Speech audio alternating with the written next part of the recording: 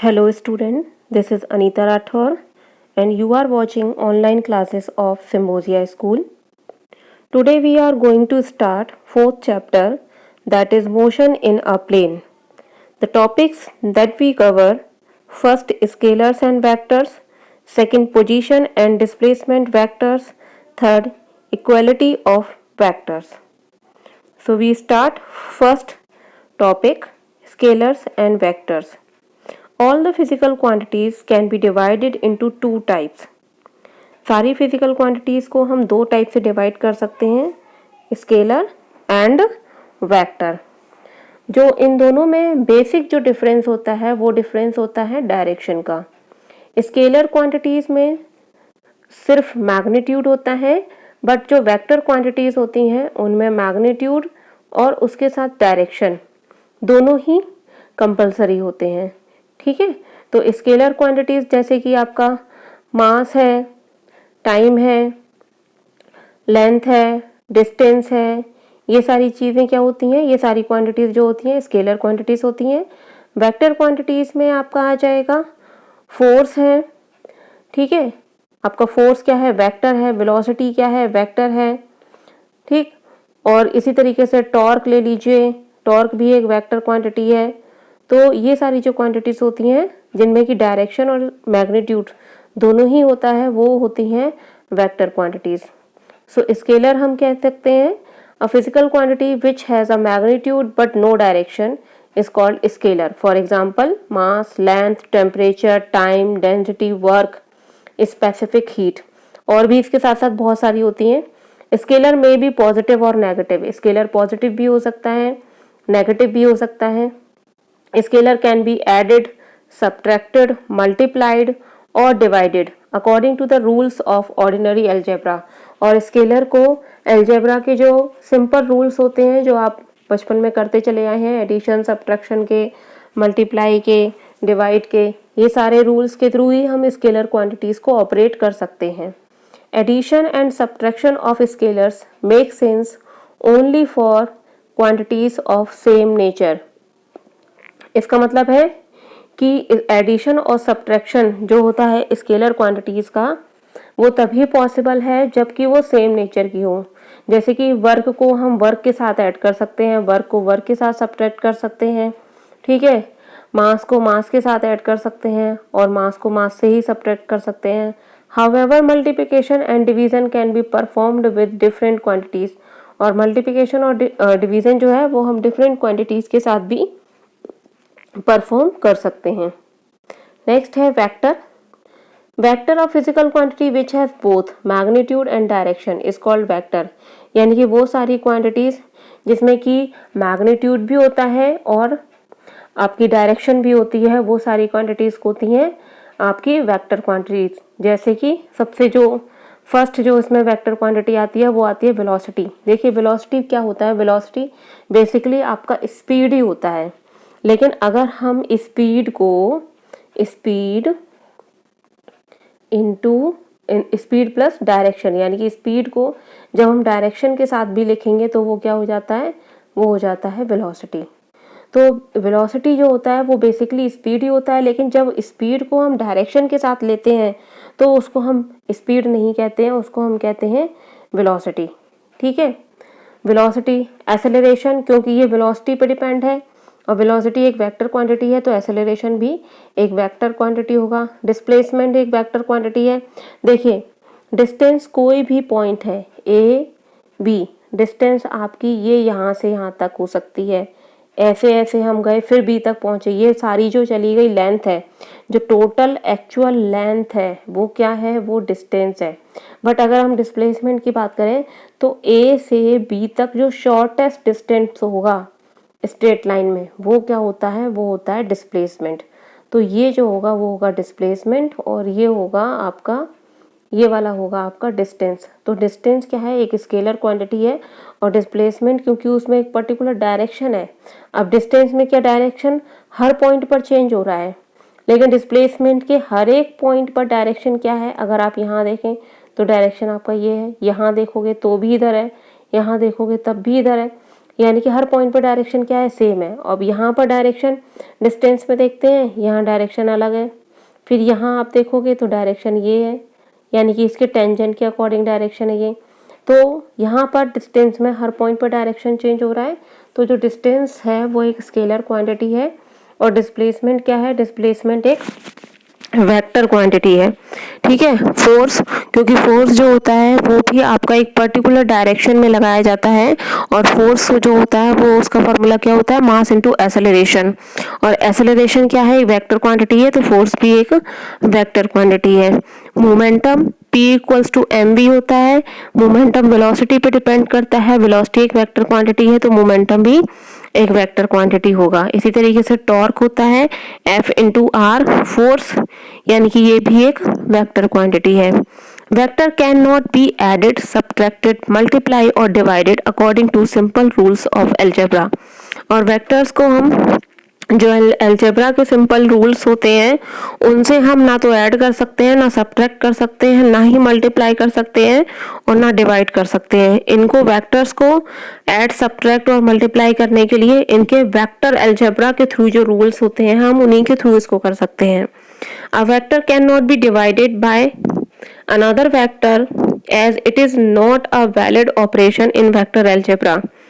किसी भी वेक्टर को हम किसी दूसरे वेक्टर से डिवाइड नहीं कर सकते, क्योंकि इसका वेक्टर अलजेब्रा में कोई भी वैलिड ऑपरेशन नहीं है। A vector quantity obeys the triangle law of addition और equivalently the parallelogram law of addition.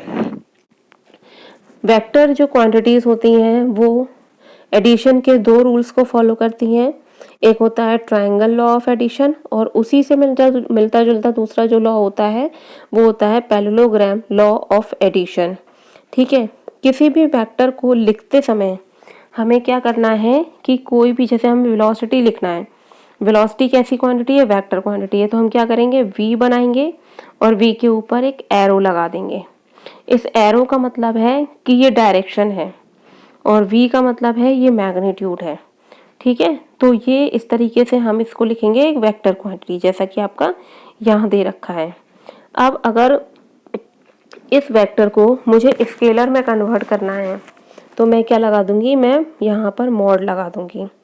इस मॉड का मतलब है अब ये क्वांटिटी वेक्टर तो है, लेकिन हम इस मॉड के थ्रू सिर्फ इसका मैग्नीट्यूड यूज कर रहे हैं, इसके डायरेक्शन से हमें कोई मतलब नहीं है, सिर्फ हम इस वेक्टर क्वांटिटी के मैग्नीट्यूड को लिखने का मेथड है ये। जैसे कि फोर्स पर अगर हम मॉड लगा दें तो इसका मतलब है कि हम फोर्स का सिर्फ मैग्नीट्यूड यूज कर रहे हैं, उसके डायरेक्शन से हमें कोई भी मतलब नहीं है। जैसे यहाँ दे रखा है, for example magnitude of velocity vector is represented by v vector, और उसके साथ क्या लगा हुआ है, मॉड लगाया हुआ है। ठीक है। नेक्स्ट है पोजीशन एंड डिस्प्लेसमेंट वेक्टर। तो position and displacement vector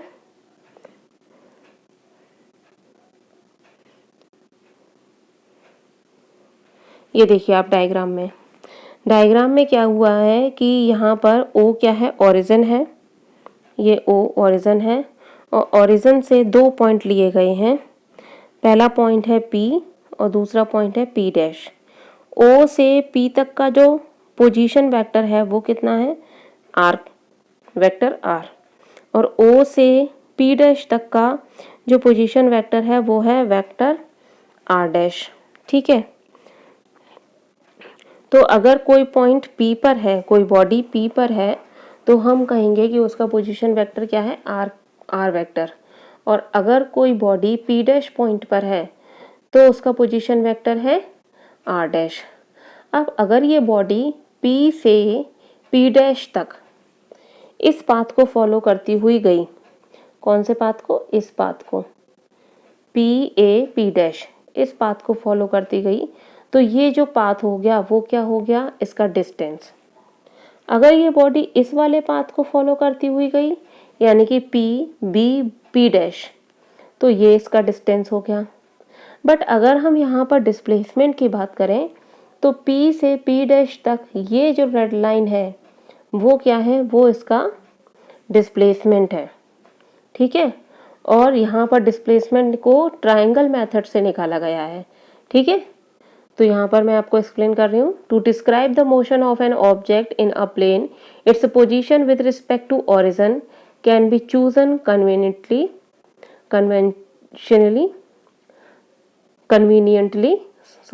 conveniently. Let P be the position of the object in xy plane at time t. ठीक है, xy प्लेन में यानी कि 2 डायमेंशनल प्लेन में इसकी हमने पोजीशन P चूज कर रखी है। Draw a straight line from origin O to P and place an arrow head to P on the line OP। किसी भी वेक्टर को जब हम रिप्रेजेंट करते हैं ना तो उसको ऐसे रिप्रेजेंट करते हैं। तो यहाँ पर O से P तक एक एरो ड्रॉ किया गया है। ठीक है, वेक्टर OP और वेक्टर OP में जैसे मान लीजिए ये आपका वेक्टर है, तो ये यहाँ पर O, ये P, तो P जो होता है वो होता है हेड। जहाँ पर एरो लगा होगा उसको हम बोलेंगे हेड, और ये जो पीछे वाला पूरा हिस्सा है इसको हम बोलेंगे टेल। ठीक है, क्या बोलेंगे? Tail. The point O of OP is called tail and the point P of OP is called head of the vector OP। OP is called position vector of the object, और इस vector को हम क्या कहेंगे? Position vector of the object. It is represented by R vector. Let the object move from P to P dash through the path PA dash in time T dash minus T। ठीक है, now the position vector of the object at time T dash is given by OP dash। और जब आपका यहाँ से follow करते हुए यहाँ तक पहुँच गया तो ओरिजिन से इसका जो डिस्प्लेसमेंट वेक्टर या इसका जो पोजीशन वेक्टर वो कितना हुआ? R dash vector. ठीक है, वही यहाँ पर दे रखा है। Now the position vector of the object at time T dash is given by OP dash और R dash। अब डिस्प्लेसमेंट वेक्टर की बात करते हैं। Displacement vector is PP dash. Displacement क्या होगा? डिस्प्लेसमेंट P पॉइंट से P डैश पॉइंट तक का जो शॉर्टेस्ट डिस्टेंस होगा वही होगा डिस्प्लेसमेंट वेक्टर। तो ये जो रेड एरो है वही आपका क्या है? डिस्प्लेसमेंट वेक्टर, यानी कि वेक्टर P डैश और R dash minus vector R। ठीक है, note that the displacement vector is same even if the object move through different courses from P to P dash, से P, B, P डैश और any other infinite number of path. The position vector of the object provides following information. इसका मतलब ये है कि अगर कोई भी ऑब्जेक्ट या कोई भी बॉडी P पॉइंट से P डैश पॉइंट तक जाने के लिए चाहे कोई भी रास्ता क्यों ना फॉलो करे, उसकी डिस्टेंस हर बार अलग अलग हो सकती है, लेकिन उसका डिस्प्लेसमेंट वेक्टर हर बार सेम ही रहेगा। उसके डिस्प्लेसमेंट वेक्टर में कोई भी चेंज नहीं होगा, उसका डायरेक्शन भी सेम रहेगा और उसकी लेंथ भी सेम रहेगी। डिस्टेंस हम कोई भी फॉलो कर सकते हैं। सपोज करिए कि जैसे आपको अपने घर से राजा मंडी तक जाना है, तो आप अपने घर से किसी भी रास्ते को फॉलो करते हुए राजा मंडी जा सकते हैं। आप सीधा जा सकते हैं अपने घर से, जो आपका छोटा रास्ता होगा उसके थ्रू, या फिर आप हर जगह घूमते हुए जा सकते हैं। आप अपने घर से पहले सदर जाइए, सदर से फिर राजा मंडी जाइए। तो आपके थ्रू हर बार क्या होगी? डिस्टेंस अलग अलग हो सकती है, लेकिन आपके घर से राजा मंडी तक एक छोटी सी स्ट्रेट लाइन खींच दी जाए, यानी कि बीच में कोई भी रिस्ट्रिक्शन नहीं हो, बीच के सारे रिस्ट्रिक्शंस को हटाते हुए सिर्फ राजा मंडी के चौराहे से आपके घर तक एक पाथ बना दिया जाए, स्ट्रेट पाथ जो कहीं से मुड़े ना, तो वो जो होगा वो क्या होगा? डिस्प्लेसमेंट होगा। ठीक है,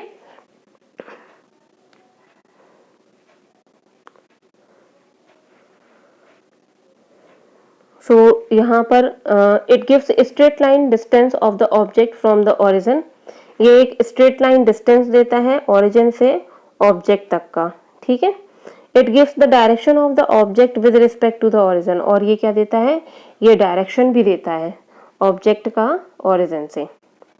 equality of vectors, equality of vectors देखिए कि कोई भी दो वेक्टर्स हैं आपके पास, ठीक है, आपके पास क्या है, कोई भी दो वेक्टर्स हैं और उन दोनों वेक्टर्स को हम इक्वल कब कहेंगे, उन दोनों वेक्टर्स को हम इक्वल तब कहेंगे जब दोनों वेक्टर्स का मैग्नीट्यूड और उसका डायरेक्शन सेम होता है।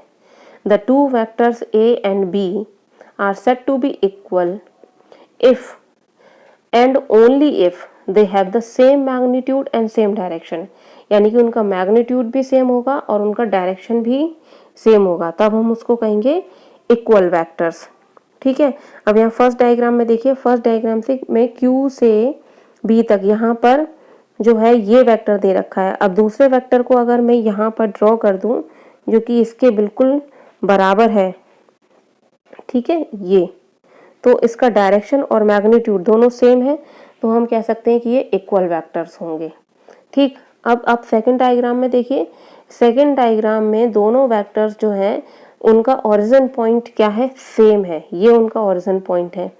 ठीक है, अब देखने से हमें लग रहा है कि मैग्नीट्यूड उनका सेम है, मैग्नीट्यूड सेम है बट डायरेक्शन सेम नहीं है, डायरेक्शन दोनों की क्या है, डिफरेंट है, तो ये इक्वल वेक्टर्स नहीं है, इनको इक्वल वेक्टर्स नहीं कह सकते हम लोग। ठीक है, इसको हम ये कह सकते हैं कि ये क्या है, एक कोलिनियर वेक्टर्स हैं। कोलिनियर मतलब जो इनका जो एक ही लाइन में हो और जो एक तो एक ही लाइन में हो और जिनका ओरिजिन पॉइंट क्या होता है, सेम होता है। दूसरा है हमारा ये वेक्टर। अब थर्ड डायग्राम में देखो कि दोनों वेक्टर्स के डायरेक्शन सेम है बट उनकी क्या है, मैग्नीट्यूड सेम नहीं है, तो ये भी आपके इक्वल वेक्टर्स नहीं होंगे। ठीक है, तो यहाँ पर देख लें, the figure shows two equal vectors, vector A and B। First diagram में आपको देखो, यहाँ पर आप ध्यान से देखोगे तो A और B दोनों साथ में लिखे हुए हैं, यहाँ पर A और B यहाँ पर दोनों साथ में लिखे हुए हैं, यानी कि एक वेक्टर है आपका ये और उसी के ऊपर दूसरा वेक्टर भी है, इसलिए उसका मैग्नीट्यूड और डायरेक्शन सेम है, तो हमने ये कहा है कि वो कैसे वेक्टर्स हैं, वो इक्वल वेक्टर्स हैं। The figure shows two equal vectors A and B। To check their equality, shift B parallel to itself until its tail Q coincide with that of A, that is Q coincide with O, यानी कि यहाँ पर Q और O दोनों coincide हो रहे हैं और यहाँ पर A और B दोनों coincide हो रहे हैं, तो हम ये कह सकते हैं कि एक के ऊपर ही दूसरा वेक्टर है, तो इस टाइप के वेक्टर्स क्या होंगे, इक्वल वेक्टर्स होंगे। Since their head S and P also coincide, the two vectors are said to be equal. In general, equality is indicated as vector A equals to vector B. अब second diagram में देखो, vectors A dash and vector B dash have the same magnitude but they are not equal because they have different direction. ये दोनों equal vectors नहीं है क्योंकि यहाँ पर डायरेक्शन दोनों की क्या है, डिफरेंट है।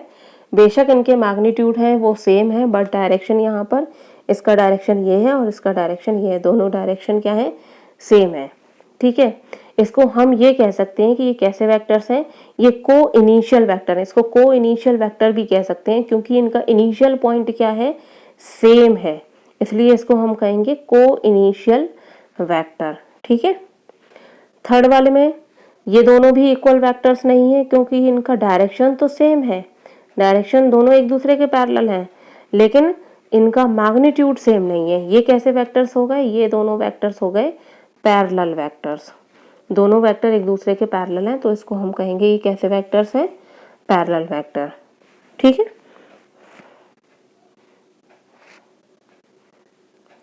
So vector A double dash and vector B double dash have the same direction but they are not equal because they have different magnitude. So these vectors are not